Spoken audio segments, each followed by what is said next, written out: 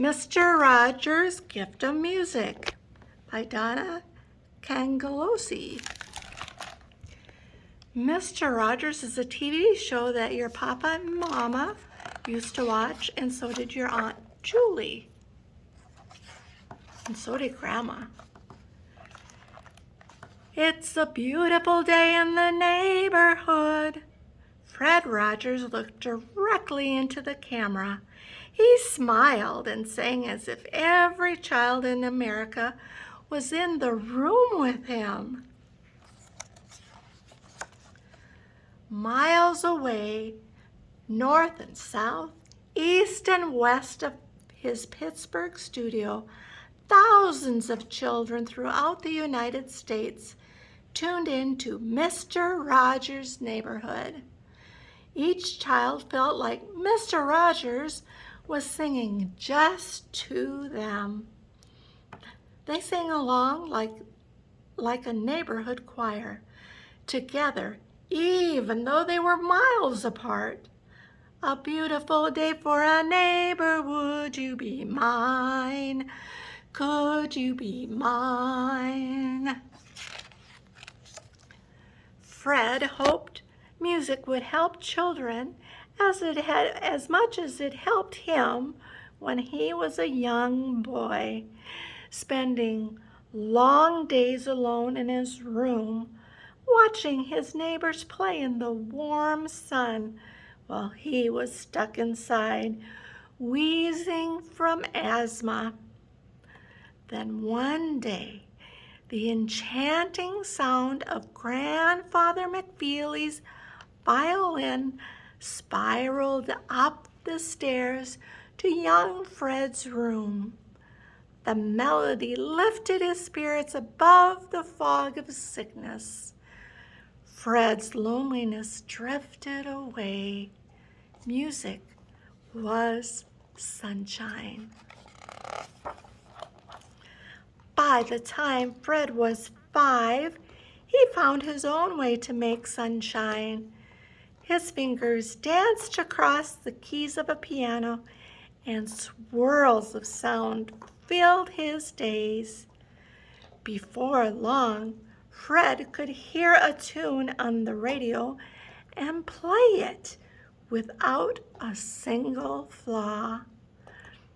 But sometimes loud chuckles and name-calling from other kids drowned the jingles.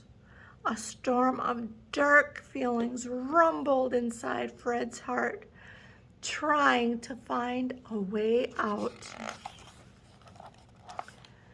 Young Fred tapped the keys and learned to play the sounds of his feelings. Soft, sinking sobs, loud, rippling roars, and trickles of teardrops flowed through his fingertips. Making music pushed Fred's gloomy feelings out and let fresh air in.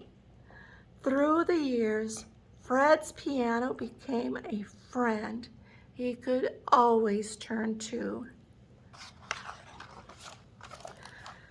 Fred loved singing and playing his piano alone, but he didn't want to keep his melodies all to himself. He wanted to share them with children to brighten their lives too. So with a tune in his head, a trunk full of sweaters and puppets, a toy trolley, he created Mr. Rogers' Neighborhood. Through the power of television, he shared hundreds of songs he wrote as gifts for kids.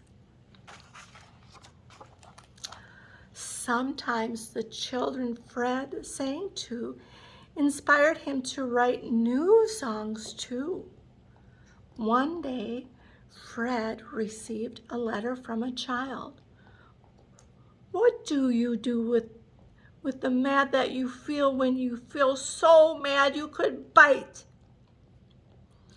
Fred knew angry, sad, and scared emotions are part of growing up.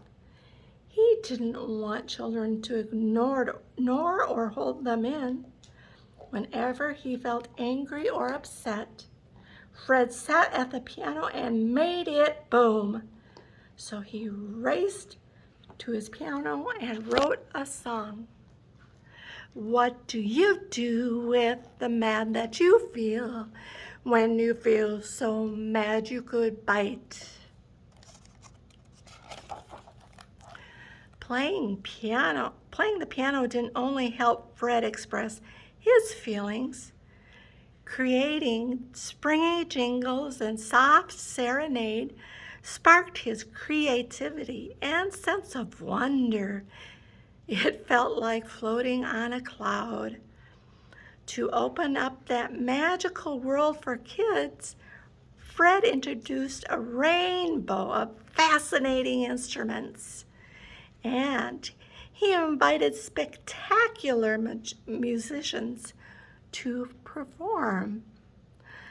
Famous trumpeter Wynton Marsalis spun notes into a weeping melody and made playful pitches pop. Cellist Yo-Yo Ma created tones that flowed like a graceful swan and raging rhythms that roared like a lion. And when the neighborhood guitarist, Mr. Negre, joined him, Fred sang along. Their harmony felt as comforting as a warm hug. Tree, tree, tree, tree, tree, tree, we love you.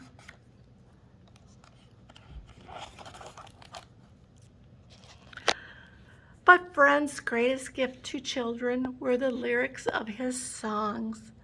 Knowing the feelings of being an outsider, Fred made everyone feel special. Sick kids, kids who didn't fit in, lonely kids, everyone. You are my friend, you are special. You are my friend, you're special to me.